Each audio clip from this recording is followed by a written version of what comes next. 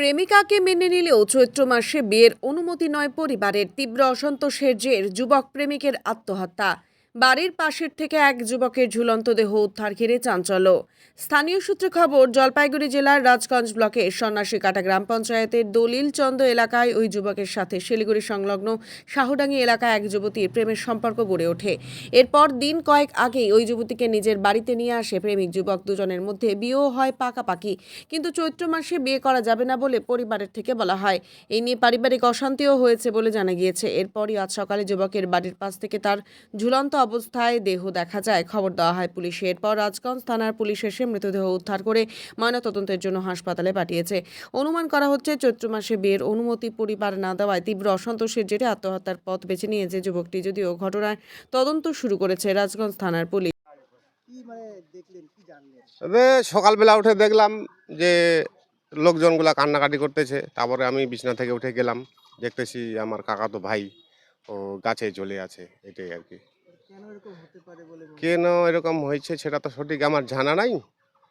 তবে কি বলবো আর, বাড়ি পারিবারিক ঝামেলা, আমার তো কাছেই বাড়ি, কিন্তু আমি তো সেরকমটা শুনিনি আর কি।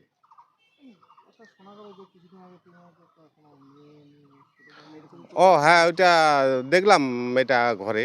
আমি দেখতেও যাইনি আগে, আজকে দেখলাম যে মেয়েটা কান্নাকাটি করতেছে। মেয়েটা এখনো ঘরেই আছে। সেই সূত্রে তো শান্তি আমি শুনিনি, কারণ মাঝে মাঝে ওদের বাড়িতে যাই আমি, কিন্তু সেরকম কিছু আর কি আমার কানে আসেনি আর কি।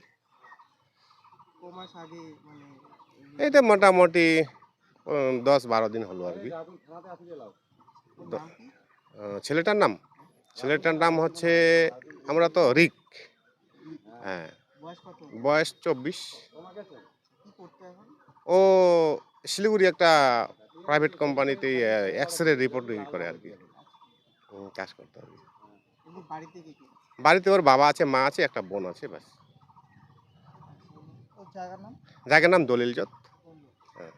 সকালে যেখানে গাছে ঝুলেছিল, হ্যাঁ। এটা কি দেখে স্বাভাবিক মনে হচ্ছে নাকি অন্য কোনো কারণে? হ্যাঁ, দেখে তো স্বাভাবিকই মনে হচ্ছে আর কি। মানে নিজে থেকেই করতে পারে? হ্যাঁ হ্যাঁ, ওরকমই মনে হলো আর কি।